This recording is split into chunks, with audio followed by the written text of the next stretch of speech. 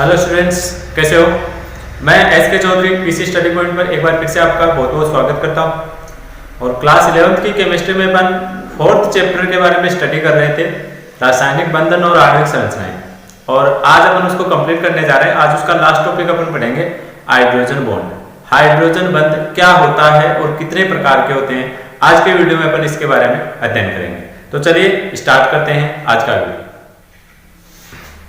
सबसे पहले देखिए हाइड्रोजन बॉन्ड होता क्या है, इसके बारे में देखते हैं।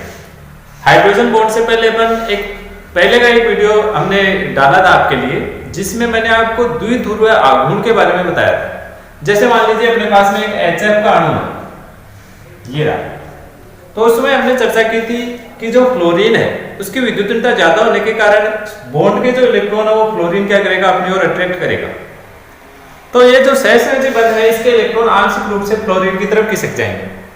तो फ्लोरीन पर आंशिक रूप से नेगेटिव चार्ज और हाइड्रोजन पर आंशिक रूप से पॉजिटिव चार्ज आ जाएगा। फ्लोरीन पर आंशिक नेगेटिव और हाइड्रोजन पर आंशिक पॉजिटिव, इस तरह से चार्ज आ जाएंगे और एक द्विध्रुव का निर्माण हो जाता है।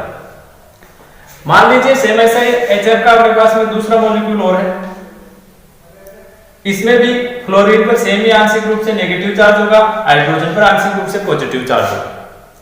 अब देखिए कॉमन सी बात है, ये जो दोनों द्विध्रुव है इनके पॉजिटिव और नेगेटिव जो चार्ज है वो एक दूसरे को अपनी ओर अट्रैक्ट करेंगे। जैसे इसका ये आंशिक पॉजिटिव और इसका ये नेगेटिव, ये प्लस और माइनस के बीच में क्या लगेगा, आकर्षण बल लगेगा। लगेगा कि नहीं लगेगा, और इसी को अपन बोलेंगे हाइड्रोजन बॉन्ड। लेकिन सभी प्रकार के जो इस तरह के बॉन्ड बनेंगे उनको सबको अपन हाइड्रोजन बॉन्ड नहीं बोलेंगे। इसके लिए एक कंडीशन है कि एक तरफ तो होना चाहिए हाइड्रोजन, तो एक तरफ तो हाइड्रोजन है और दूसरी तरफ यहां पर होना चाहिए कोई ज्यादा विद्युत ऋणता वाला परमाणु। और ज्यादा विद्युत ऋणता वाला कौन कौन, जैसे सबसे ज्यादा विद्युत ऋणता वाला फ्लोरीन, उसके बाद में ऑक्सीजन और फिर नाइट्रोजन, इन तीनों में से कोई एक होना चाहिए। अर्थात हाइड्रोजन बॉन्ड को आप इस प्रकार से परिभाषित कर सकते हैं। हाइड्रोजन बॉन्ड की परिभाषा क्या होगी, देखिएगा, ध्यान से सुनिएगा।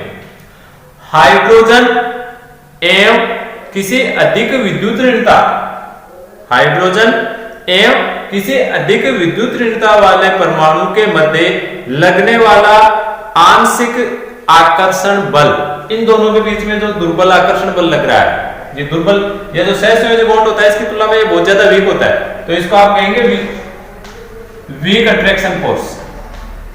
जो दुर्बल आकर्षण बल लगता है उसी को हाइड्रोजन बॉन्ड के नाम से यानी हाइड्रोजन बंध के नाम से जाना जाता है। परिभाषा एक बार फिर से देख लीजिए।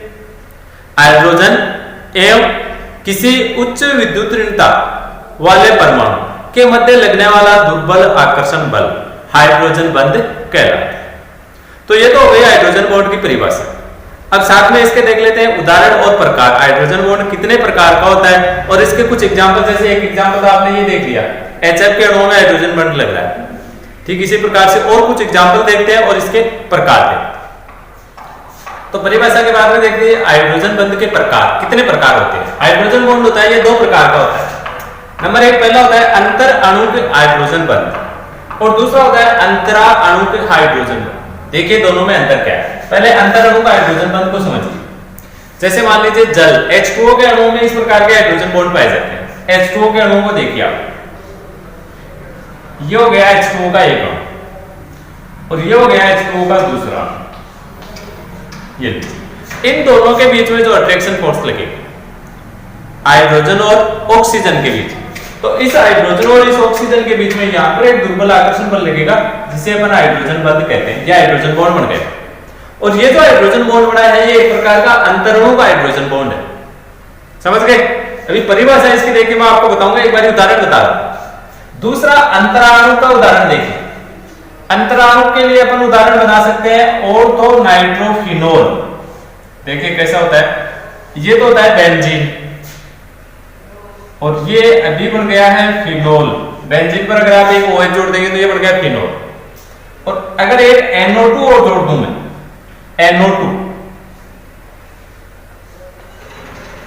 तो ये बन गया ऑर्थो नाइट्रोफिनोल। इस यौगिक का नाम होता है ऑर्थो नाइट्रोफिनोल।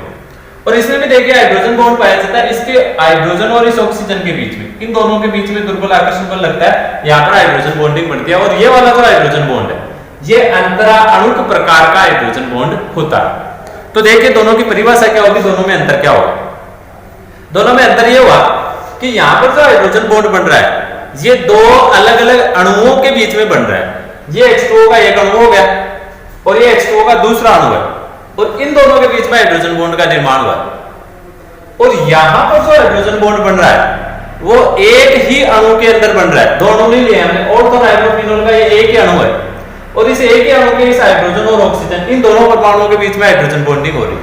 इसको अपन कहते हैं अंतराणु। तो आप परिभाषा डेफिनेटली समझ गए होंगे। अंतरणु का हाइड्रोजन बॉन्ड किसे कहेंगे? अंतरणु का हाइड्रोजन बॉन्ड उसको कहते हैं जब हाइड्रोजन बॉन्ड दो भिन्न भिन्न अणुओं के किन्हीं दो परमाणुओं के बीच में अगर बनता है तो उसको अपन अंतरणु का हाइड्रोजन बॉन्ड कहते हैं। और यदि हाइड्रोजन बॉन्ड एक ही अणु किसी एक ही अणु के दो परमाणुओं के बीच में बनता है तो उस प्रकार के हाइड्रोजन बॉन्ड को अपन अंतराणु का हाइड्रोजन बॉन्ड कहते हैं। जिस प्रकार से तो ये थे हाइड्रोजन बॉन्ड के दो प्रकार। हाइड्रोजन बॉन्ड होता है इससे यौगिकों के गुणों में काफी ज्यादा परिवर्तन हो जाते हैं। जैसे ये एग्जांपल ही देख सकते हैं आप, H2O।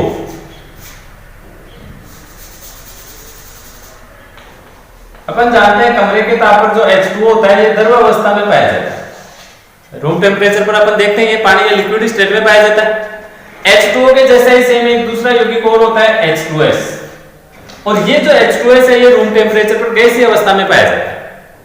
देखिए इसका कारण हाइड्रोजन बॉन्ड। हाइड्रोजन बॉन्ड से यौगिकों के गुणों में काफी ज्यादा परिवर्तन हो जाता है। H2O में हाइड्रोजन बॉन्ड पाया जाता है, H2S में नहीं पाया जाएगा। क्यों नहीं पाया जाएगा? क्योंकि यहां पर कोई ज्यादा विद्युतीयता वाला परमाणु नहीं है, जबकि यहां पर ज्यादा विद्युतीयता वाला ऑक्सीजन है। तो यहां पर तो हाइड्रोजन बॉन्ड बन सकते हैं जबकि इसमें हाइड्रोजन बॉन्ड नहीं बन सकते। और इस हाइड्रोजन बॉन्ड के कारण H2O के जो गलनांक और क्वथनांक होते हैं वो बढ़ जाते हैं। हाइड्रोजन बॉन्ड से गलनांक और क्वथनांक में वृद्धि होती है हमेशा, तो H2O के गलनांक और क्वथनांक में वृद्धि हो जाएगी। जबकि H2S में किसी प्रकार का हाइड्रोजन बॉन्ड नहीं बनता है, इसलिए इसके गलनांक और क्वथनांक में कमी हो जाती है। जितना H2O का होता है उसकी तुलना में H2S का गलनांक क्वथनांक कम होता है और गलनांक क्वथनांक कम होने के कारण जो H2S है वो रूम टेम्परेचर पर गैसीय अवस्था में पाई जाती है, जबकि जो H2O है वो द्रव अवस्था में पाया जाता है। तो ये है H2O के हाइड्रोजन बॉन्डिंग के इफेक्ट। इस प्रकार के काफी सारे इफेक्ट होते हैं हाइड्रोजन बॉन्ड के, जो आगे चल करके धीरे धीरे अपन पढ़ेंगे। तो आज के वीडियो में बस इतना ही। इसी के साथ में अपना जो 4th चैप्टर था ये कंप्लीट हो गया। नेक्स्ट वीडियो से नया चैप्टर स्टार्ट करने जा रहे हैं, जो 5th चैप्टर है वो स्टार्ट करेंगे। इस चैप्टर में अगर आपको किसी प्रकार की कोई प्रॉब्लम है तो उससे पहले आप पूछ सकते हैं अपने कमेंट के जरिए, आपको उसका जल्दी से जल्दी आंसर देने का प्रयास किया जाए। आज के वीडियो में बस इतना ही। धन्यवाद। जय हिंद, जय भारत।